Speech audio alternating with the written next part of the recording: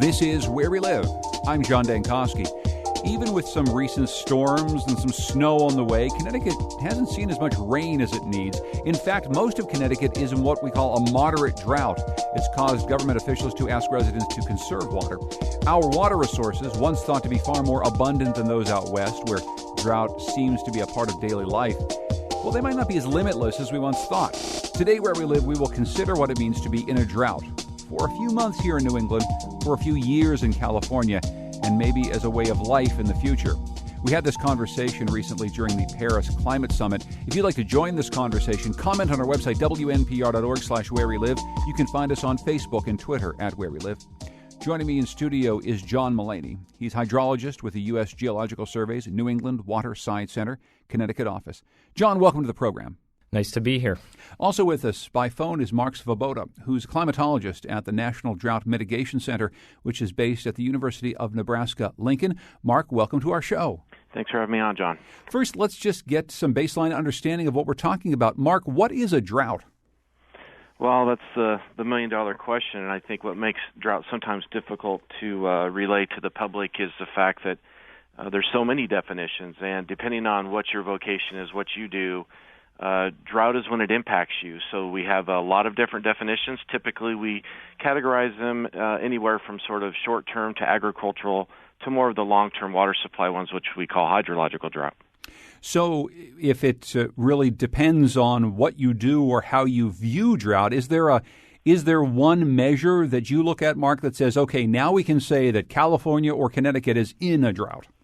Well, right. So, again, depending on if it's more of that agricultural drought, we're looking at soil moisture. And when that recovers sufficiently enough that folks don't have to irrigate or if it rains and that alleviates that pressure on the soil moisture, then you're good. However, if you're a municipality and you're relying on a reservoir storage or groundwater or stream flow, depending on your source of water, then that drought might end at a different time. So they're not always synced up. Mark, how much of the U.S. is in a drought right now? Yeah, so for the lower 48, we have about 22% of the U.S. in drought. So we've really come down about 8% over the last 3 months. We've seen a pretty good fall for most of the eastern half of the United States. Okay, so is that historically a high number, a low number, just about right? I guess if you look at it, what's probably biasing it right now is the large amount of the severe drought in the western U.S. from California up the coast to Washington. And so that's keeping that number a little high. Typically, in any given year, you would expect anywhere from around 12 to 15% of the country in some sort of drought. So we're still a little above that. And a last definition then from you, a severe drought versus a moderate drought, the type that we're experiencing in Connecticut right now. What's the difference? Well, then you're starting to get into either it can be one of two things. It can be a duration factor. The longer the drought lasts, obviously that intensity or that magnitude increases, the impacts increase. So impacts are a real measure of what we try to do with the drought monitor, which is the statistics I'm basing this off of. And so the shorter-term droughts doesn't mean you can't have an intense drought if it occurs at the right time. So real estate's a lot about location, and droughts are all about timing. I want to turn to John Mullaney to give us an overview of current conditions in Connecticut. What can you tell us about the drought conditions in our state right now, John? Well, right now, I think what we have is we've had a deficit in precipitation where over the last 60 days or so we've been about 50 to 90% of normal, depending on where you are in the state. And it's been pretty similar for about the last 6 months, somewhere in that range. So the deficit is probably on the order of, depending on where you are in the state again, because we do have variability, something like 2 to 12 inches over the last 180 days. And that's a deficit in rainfall, the amount of precipitation that we're getting. That's right. Now, when we look at some of the other measures that we talk about, for instance, stream flow is one that we'd be sort of concerned about at the moment. Even with a little bit of the rain that we've gotten, we're in this sort of below normal to much below normal conditions. And so that's, we've also got low groundwater levels right now where most of our groundwater levels are in the below to much normal range. Our reservoir levels in the state are at fairly low capacity. At the end of October, they were about 70% of capacity, which is about 85% of normal. Okay, so when we talk about things like groundwater or stream flow or reservoir levels, obviously it's completely intuitive that one of the things that would contribute to those levels would be the amount of precipitation that we're getting. What are the other things? I mean, are there other reasons why stream flow might be low or reservoir levels might be low? Does it have to do with consumption at all? Is there some other factor that I don't know about? In this case, I don't think it's as much of a consumption factor. I think a lot of it has to do with the timing of when we've gotten our precipitation. For instance, groundwater levels tend to rise during the non-growing season when we get rainfall. So basically the period of the year from when we get our first frost, say sometime in October, to our last frost in May. And so any kind of water we can get into the ground during that time period is important, and that's where we build a lot of our water storage in Connecticut. Right now, that's probably one of the things that's driving low stream flow is this low groundwater level that we have. And even though we've gotten probably up to 7 inches of precipitation in the last 60 days. When it comes to groundwater, are you hearing stories of people whose wells are undergoing problems where people are having to dig new wells, or has that not been as long-standing a problem during this drought?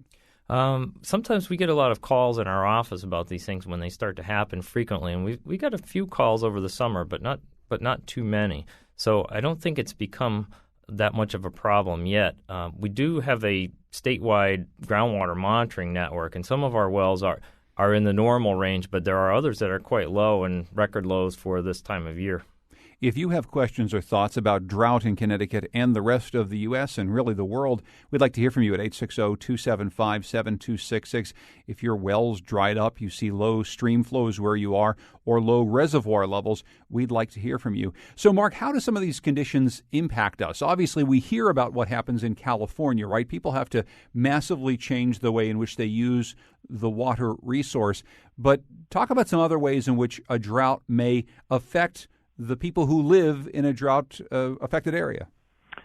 Of course, again, it kind of depends on what you do, but, even for some folks, this can be a positive if you're in, say, construction, for example, or in the case of viticulture. And so there are some, I don't want to make it all seem like doom and gloom.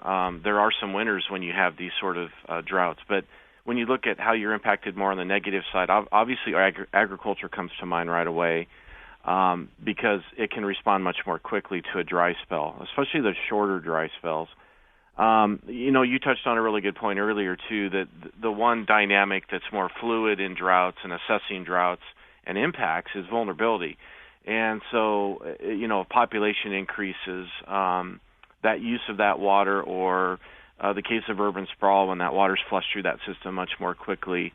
In the case of California, their last major drought back in the mid-late 70s, 20 million people. Now they have 40 million people. They're actually using less water than they did 30, 40 years ago, to their credit. But at some point, that system, there's still the same amount of finite water that we're all tapping into. Of course, you mentioned earlier construction and viticulture may be some sectors that are actually improved by a bit of drought. Of course, you can't really build when it's wet out. And viticulture, growing grapes, they're really good in dry climate. But I'm sure, John, that it does have an impact in various parts of the state. Low stream levels can really affect fishing on our rivers. Low levels at the reservoirs, I'm sure, have other impacts for us, too. What are the things you see here in Connecticut whenever we're in a drought, John? We do have, I know, for instance, one of the things to think about, we think about our fisheries, and I know some of our colleagues at the Connecticut Department of Energy and Environmental Protection were stocking fish this year and had to put off the fish stocking in some of the rivers because the water levels were quite low. So that would be just one example of something that you don't normally think about with the low water levels. But we also think of issues like hydropower, the ability to produce power from some of these rivers, and we do have power dams on a number of the larger rivers in Connecticut. I'm wondering, Mark, if we can go to a place like California and talk about what is happening right now with drought there, and maybe we can put into some context about the types of conditions that we have in California after maybe 4 years of drought versus, a few months of drought in a state like Connecticut. Maybe give us a little bit of perspective here.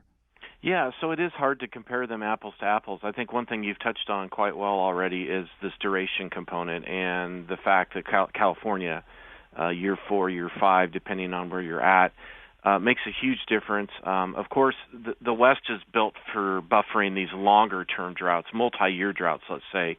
But even those can't last a decade, and we know that historically droughts can last decade or decades, if you will. So while they have reduced their risk to drought and they've buffered that somewhat, in the East Coast in general, you don't see as many of these huge reservoirs like a Lake Mead or Lake Powell that supply water to millions and millions of people. So you're a little bit more subject to these short-term droughts can put a little bit more strain a little bit more quickly on the system than it does in the West. So there's a difference in that when you look at East Coast versus West Coast. But I want to make a point very clear that, drought is not uncommon at all in the East. And we've had some multi-year droughts, particularly in the Mid-Atlantic. But we've had them pretty regularly, even going back the last, say, 10, 15 years in the Northeast and around Connecticut as well. And coming up in the next segment, we're going to talk a little bit more about the impacts of climate change and whether or not we might see more drought-like conditions in places like the Northeast. I want to go to the phones, though.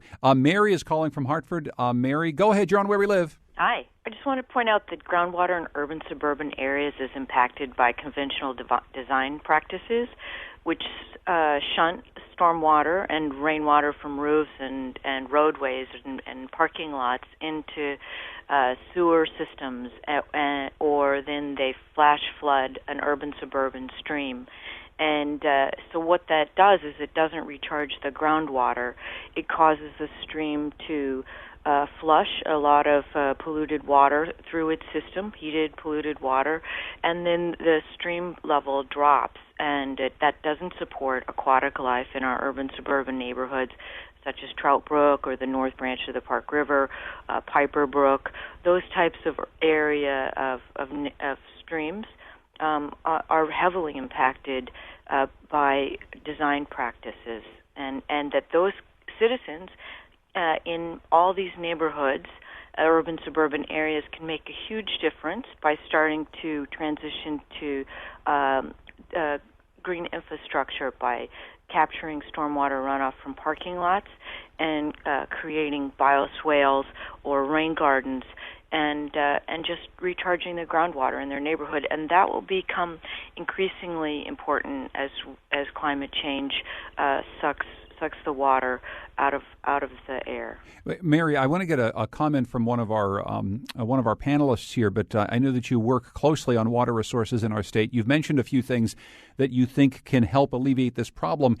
Are you talking about on an individual level? Are you talking about on a civic level, more incentives for certain types of building? Talk a little bit more about what you'd like to see happen in order to make sure that the groundwater is being recharged. Well, on an individual level, somebody can disconnect their downspout. They can capture rainwater runoff in their yard. They can build a rain garden in their yard or their church or their school. That's a smaller scale type of design feature to capture stormwater runoff and to infiltrate it into a garden area. But at a civic scale, our municipal leaders and, of course, the Water and Sewer Authority in this area, the MDC, which is investing $50 million a year in the Hartford area, they could invest in larger design systems by engineers, bioswales, which have a much deeper rock substrate that captures a larger volume of water, especially from big parking lots. Of course, a lot of times parking lots are treeless, so just simply asking someplace where you go frequently, your church or your employer, to put trees, to put a landscape feature in your parking lot, maybe that would help motivate them to ask for, and there's funding available for that. There's 319 funding. The governor has $20 million for green infrastructure in the budget, but municipalities have to ask for it, and our civic leaders have to know that their citizens want it, because right now the word really hasn't gotten out, especially in the Hartford area. Well, Mary, thank you very much, as always, for your phone call. I appreciate it. And I want to actually turn to John Mulaney and ask you, and also Mark, but you first, John. I mean, Mary gives a lot of really good ideas. I don't know if you have any comments on that or any other thoughts.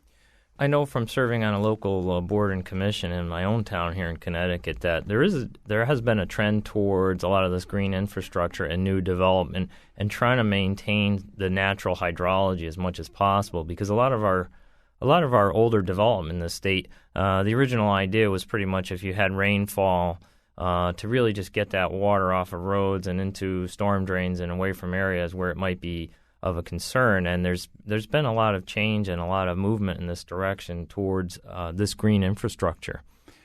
I'm wondering, Mark, if you could just quickly comment on that. Obviously, Connecticut, we have a certain view of how rainwater should be funneled into various systems. Of course, if you're in a much more drought-affected area, you probably have either some sort of civic rules about what you need to do to conserve water, or you have a very different view of it.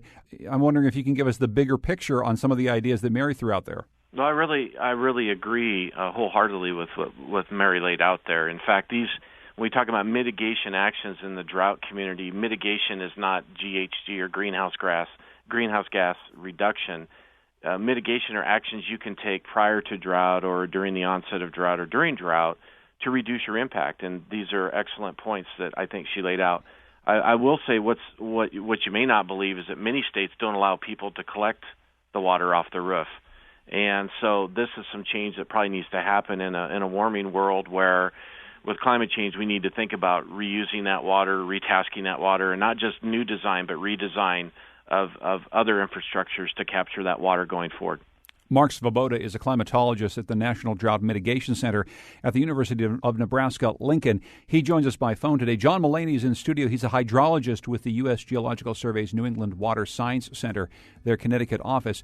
When we come back from our break, we'll be joined by Gary Yo from Wesleyan University and talk about some of the impacts of climate change on drought conditions. This is Where We Live.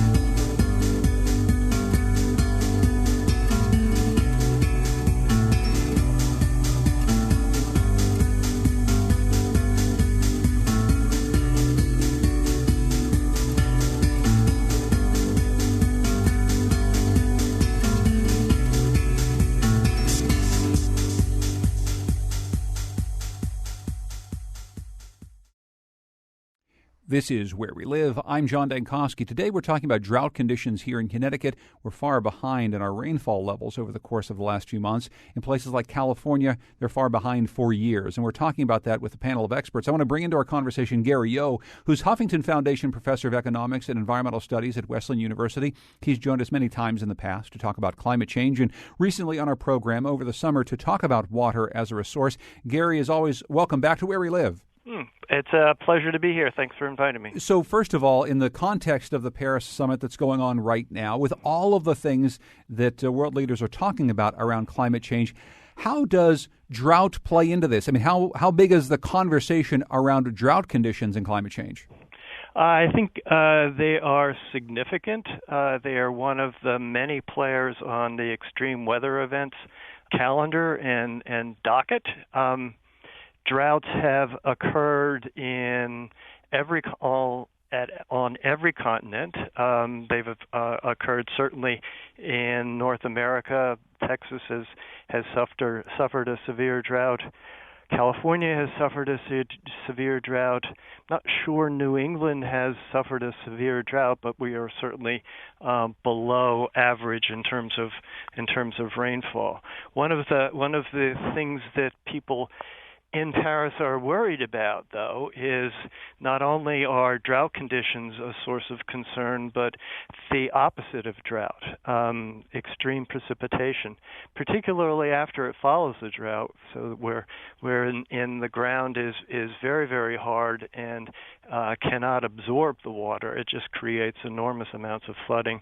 That's what's happened in Texas.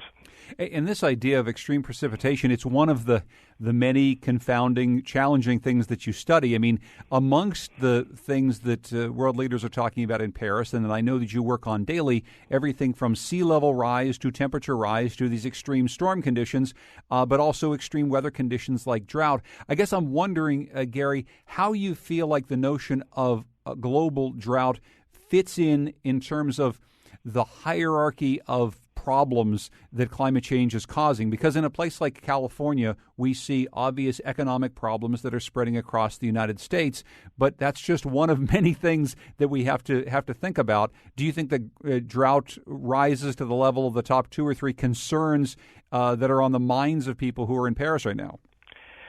Top 3, I think absolutely, and the economic ramifications are certainly significant, and California is a great example of that. So is Texas. I think sea level rise is the easiest to get the head around, and the manifestations of coastal storms, even if they're not hurricanes or cyclones, is something that people worry about. Extreme precipitation and the flooding that those create, those events create, are also certainly things that people worry about. But drought is another one, and it's another one not only because of the drought conditions, but also because of the environment that it creates that makes places very susceptible to wildfires and really damaging secondary events. Maybe you can lay out for us some of the real economic ramifications, say, of the drought in California. I mean, one obvious thing is if it's harder to grow fruits and vegetables in California, it's going to probably cost more for us to buy them here in New England. But that's not the only one. I mean, give us a sense of the economic impact of drought, Gary, in California right now. Well, I think you're exactly right in thinking about the implications with respect to the national market. But the national market is really tied into other markets, and so a shortfall in California can easily be handled by the market in looking for other places for strawberries and things that California generates. What is really impactful is within California. The people that depend on agriculture and wine for their living are finding it harder and harder and harder to make ends meet. Janelle is calling from East Haddam. Hello, Janelle. You're on Where We Live. Hello. I thank your team for highlighting the moderate drought that our region is having. This is such a teachable moment to look at how the hydrologic cycle connects us to all of life. I'm noting that our current economic measures don't always take into account the whole of the ecologic system of which we live. I'm thinking of the impacts of this moderate drought, perhaps on the eastern flyway for our migrating birds, for the impacts on the amphibians and reptiles, the beavers. Your previous guest did speak about the fisheries, but it had the edge of speaking about it from a human resource and harvesting instead of a sense of the health of the whole ecosystem. So I'm wondering if your guests could comment on how we might use this as an opportunity to deepen awareness of how water connects us all. Janelle, thank you very much for that. Gary Yo, I'd like you to comment first, and then I'll get some comments from our other panelists. Sure, I'd be happy to. Janelle, you're exactly right, and the implications on ecosystems and specific species and things like that are easily observed and detected. I'm an economist, so this is going to sound very strange, but I would recommend that you not try to put those impacts into dollars and cents. There are methods out there that can do that, but they're very contentious, and the argument then focuses on the method rather than the impact. What I would suggest is exactly what you just did.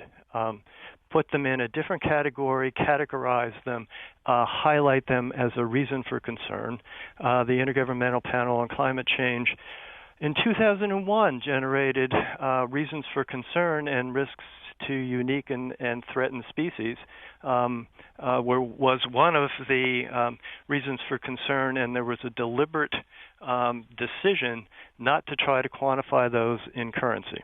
I just want to ask you a follow-up on that, Gary. And you and I have talked about this quite a bit in the past, but I think it's an important thing to note that as an economist, you're saying that there are some things that are so important to our ecosystems, to our planet, that we don't put a monetary figure on them. I mean, it seems as though in the world of climate change, almost everything has a number. We talk about carbon sequestration and whether or not we should plant trees in order to take care of greenhouse gases. But indeed, you seem to suggest that there are some things that should get outside the economist's purview. I'm not sure they're outside the economist's purview, but they are outside of the metric that economists are comfortable using. The economics that underlies all of this discussion is opportunity cost and trade-offs, and so highlighting implications with respect to unique and threatened systems, which also include human systems, the risk of extreme precipitation or extreme weather events, without quantifying exactly the dollar amount, but just recognizing the impacts on human well-being, risks of very, very large, irreversible changes that would be global, that at the moment we really can't even think about quantifying in dollars and cents, but we can categorize them and describe them and give relative likelihoods to them. Those become part of the political discussion, and then it's up to the political decision makers to do the trade-off calculation. We're talking with Gary Yo from Wesleyan University. Also with us here is John Mullaney with the U.S. Geological Survey's New England Water Science Center. I'm wondering, John, if you might comment briefly on our caller in her call to take a look at the impact on our ecosystems of droughts like these.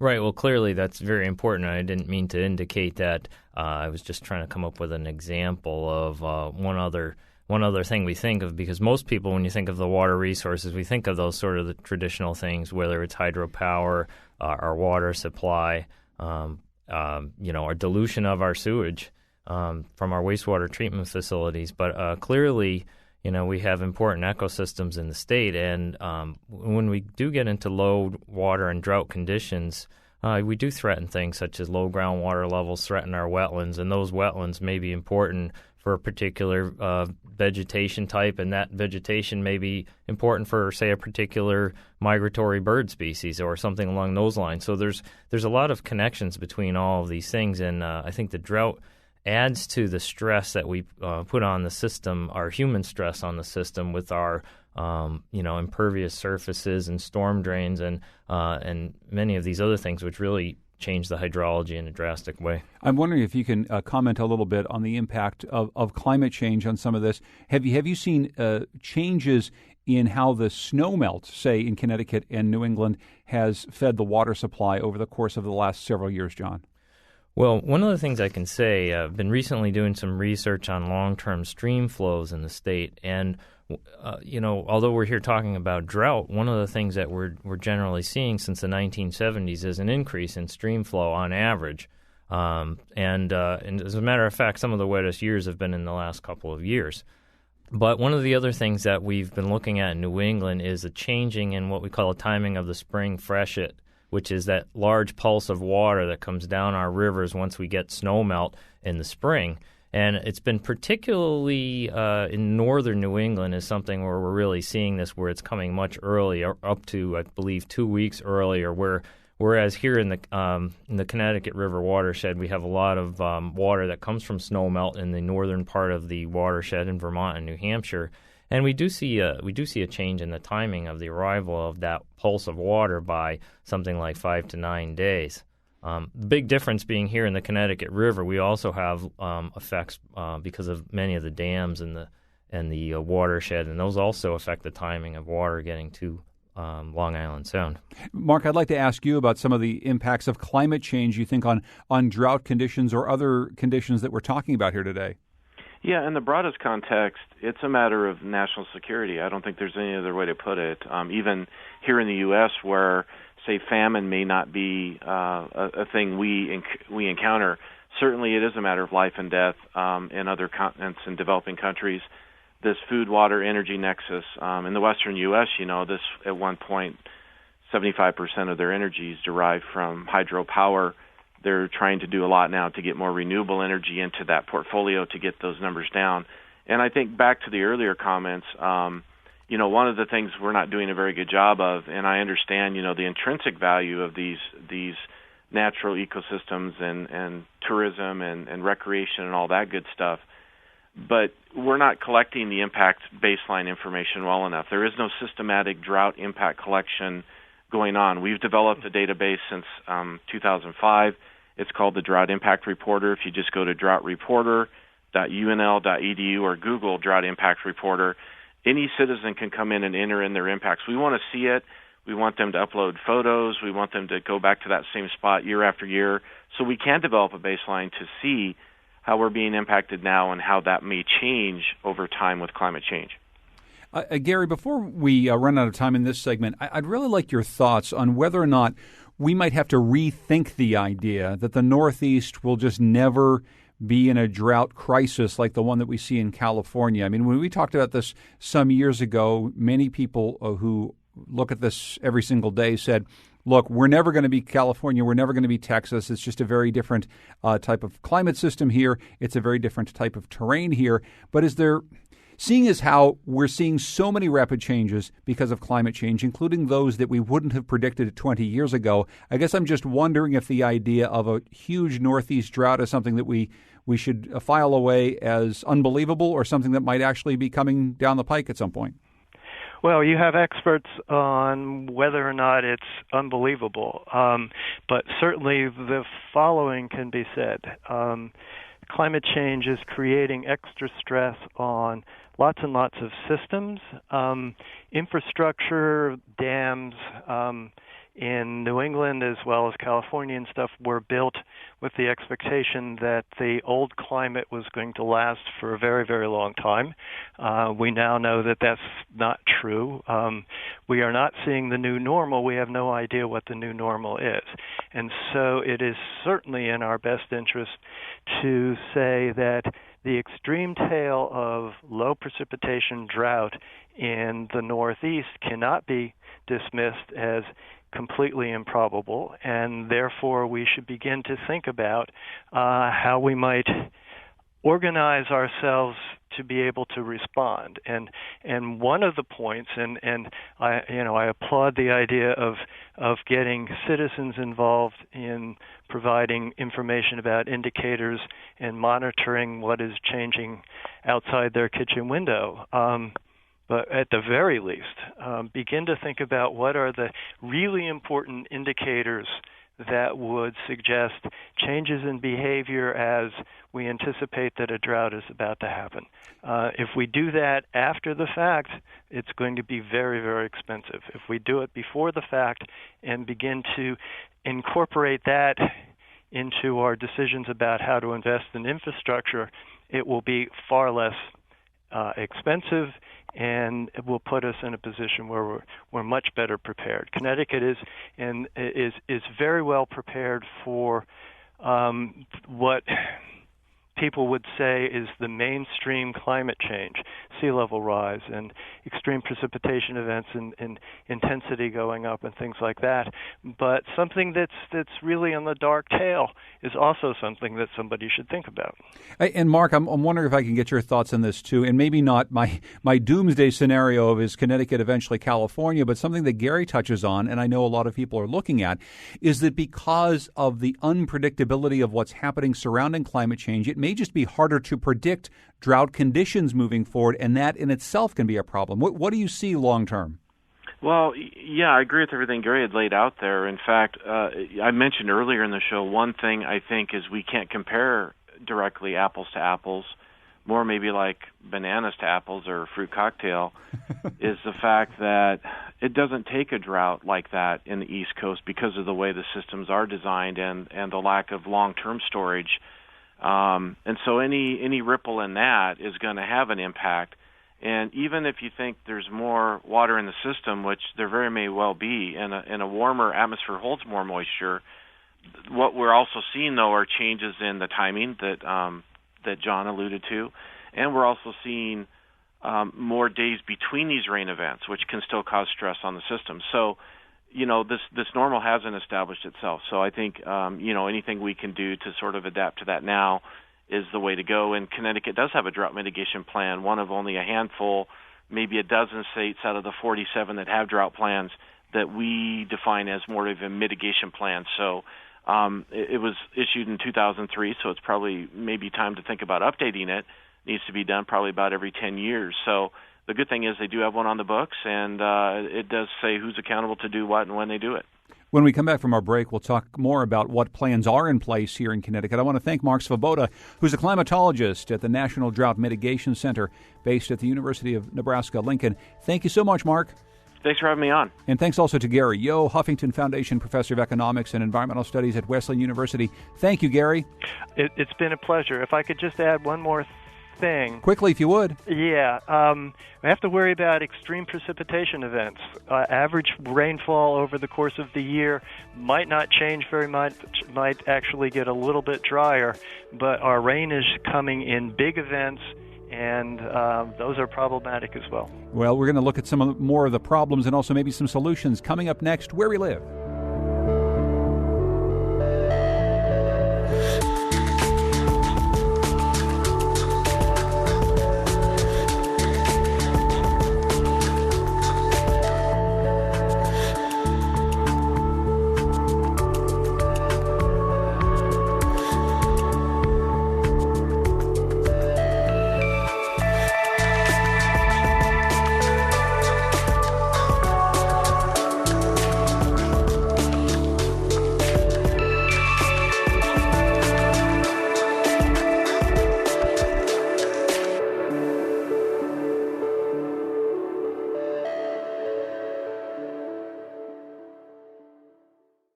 This is Where We Live. I'm John Dankosky. Coming up on tomorrow's show, some live music from a band we love called Wise Old Moon. They've been changing over the years as they built a big following in Connecticut. One thing that hasn't changed is the band's songwriter, vocalist, and leader, Connor Milliken. We'll talk to Connor, and we'll hear some of their music live in the studio. Join us for Wise Old Moon on the next Where We Live. Today on the show, we're talking about drought here in Connecticut and extreme, severe multi-year droughts in places like California. We're trying to find out what drought means to us, and we're joined by John Mullaney. He's from the U.S. Geological Survey's New England Water Science Center, and also by Margaret Miner, who is Executive Director of Rivers Alliance of Connecticut, co-chair of the state's Water Planning Council Advisory Group. Margaret Miner, welcome back to Where We Live. Hello, John and John. Good morning. Good morning to you. Hi, Margaret. And Margaret, I'd like to ask you, first of all, about the statewide water plan. We've been talking about this for years. Obviously, it's a huge concern to us here in not only Connecticut, but around the Northeast that, as I think our previous speakers had said, we do have a resource here in water that we've in many ways taken for granted. Luckily, there's some more planning around it in a state like Connecticut. What does this water plan do for us? Well, we don't know yet. It was designed, an old statute was revived in response to the proposal by the Metropolitan District Commission in Hartford it came in rather late in the bidding to send a couple of million gallons a day from the Farmington River watershed over to the new, the expanding Yukon campus in Storrs. The Farmington River community in that watershed protested loudly and effectively, and numerous media and experts were asking, well, don't we have a plan that covers this kind of thing and gives guidelines on what you should do with large diversions of water? And no, we didn't have a plan. So John Hampton from Simsbury was certainly a leader in getting legislators together, and legislation did pass, quite balanced legislation calling for a comprehensive water plan for Connecticut, and comprehensive means benefiting or paying attention to both fish and faucet. which is a way of saying water in its natural condition and water supply. And there's often tension between the stewards of those two different versions of water. Well, first of all, Margaret, and the fact that we don't have a statewide water plan, obviously it doesn't make a whole lot of sense. We've talked about this in our program before, and it's good that we're moving in that direction. From your perspective, what does that or should that look like? I mean, what does a plan for Connecticut really accomplish if we're able to get the right sort of plan drawn up? Often people say, somewhat complacently, I think, about Connecticut, well, we have plenty of water. We're water rich. It's just a question. We don't always have water where we need it and when we need it, and it's a question of solving that problem. That does, perhaps, a plan that gave a decision criteria for that sort of guideline would be helpful, but it really only addresses water supply. I think I'm much more concerned by the general loss of good water in the state. We've kind of stalled. After the Clean Water Act, we had several decades of improvement, but we've kind of stalled. Our fresh water and estuary water is not what it should be in terms of quality. Climate change, and I agree we're going to have flashy droughts and flashy storms, is actually making it worse. So I would like to see, in a water plan, I would like to see provisions that would guard against any utility or entity or your neighbor doing serious damage to a stream, your aquifer, headwaters, wetlands. And at the moment, the way the laws have grown up in Connecticut, in some cases, one can legally do that sort of harm. The premier example, I guess, was in Yukon in 2005 when Yukon drew down the Fenton River. They have since signed a good river stream flow plan, and they've been doing conservation. But it was legal, and it's still, other than the MOU they signed, it still would be legal.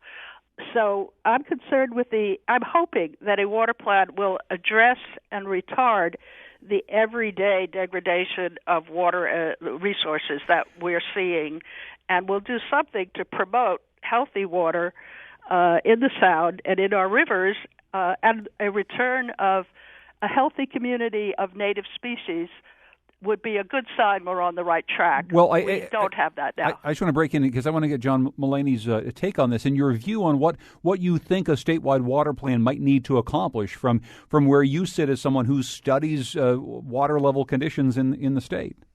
Well, I think I would echo some of the things that Margaret said for sure, and but one of the things I often find when we look at water use and availability in the state, right now we still have one of the big components of this plan might be to be able to pull together. For instance, it might be surprising to learn that we don't have access to good data on water use in the state right now. For instance, so and why is that? Well, I think a lot of it has to do with our some of our water laws that go back a long time, but some of them also have to do with things such as homeland security and having that kind of information under FOIA requests only. So one of the things we will need in order to move forward with the plan is to really take stock of where we are currently and what are we using. Yeah, I want to get to the phone call quickly here. Peter is in Greenwich. Hi, Peter. Go ahead quickly if you would. Yes, thank you. I'm a landscape architect, and I feel like my profession has let our state down in particular. I think we need to look at planning, not regulations. And it can really begin at a sub-watershed label, as in neighborhood. One of the things that's happened, I'm lucky to have a practice out west as well, and the saying out there is no creek, no eat. Everybody takes water very seriously.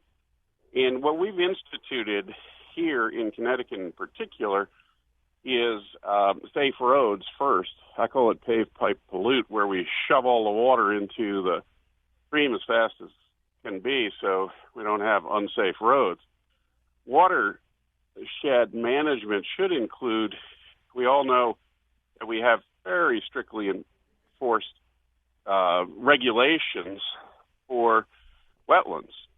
Now, wetlands are already wet, so when it rains, the water runs off. If we were trapping the water, I call it DRI, detain, retain, infiltrate, near or below the water that is coming off the wetlands, we could recharge the water tables and so forth. But to have blanket regulations like that, and look at dams. Dams are torn down, period. But if they are incrementally adjusted so that they can, in flash flood times, retain water so that you have less downstream flooding, but also in dry times when you don't have water and then suddenly you get 2 inches of rain, we can recharge the water table right there. So I think that I'd like, if any other landscape architects are listening, I think we should get back to what worked for 300 or 400 years until the professional engineers and experts took over what we call planning in the state now. Hey, Peter, thank you so much for the phone call. He's calling on his profession to do a bigger part. And Margaret Miner, we just have a little bit of time left, but I'm wondering if you can talk about that notion of planning, and that's at the state, maybe the regional, which we don't really do very well here, or at the town and city level versus just legislating and regulating. What do you say? Well, planning and good design is very important. The principle generally being keep water local. So if you're generating it, don't ship it all the way out to, into storm drains out into Long Island Sound. Infiltrate. Low-impact development is very important. And, in fact, we're giving an award in a couple of days to the conservation districts in the towns which work very vigorously on this. I wanted to just thank John Mulaney for his comment on problems with data and freedom of information. Anyone listening to this will be astonished it was not I who raised that point. I've been extremely concerned for a number of years that we have unique water security laws and water secrecy laws, and it at this point is impossible really to do the kind of water plan we envisioned without the data from water companies, and we're just not getting it. Is that because we have essentially a system that's set up with private and semi-private companies running our water resources, Margaret? No, actually, I don't think it is. I think it arose in the laws arose in a time of stress and panic, the most damaging passed in 2003. And, they applied not to the private companies, they applied to public waters and to the agencies that receive any data, whether from public or private. So there's lots to be said about public and private, both systems in Connecticut. That is not the root of the problem, is that water secrecy went into effect. It is quite unique. Power companies or chemical facilities don't have this secrecy. And it's, once you get something like that, as we've seen in government, it's hard to give it up. It's very hard to give it up. Margaret Miner, Executive Director of the Rivers Alliance of Connecticut and Co-Chair of the state's Water Planning Council Advisory Group. Always good to speak with you on this important issue. Also, John Mulaney from the USGS, thank you so much for coming in today. Continue this conversation about our water resources at WNPR.org/where we live. This is Where We Live.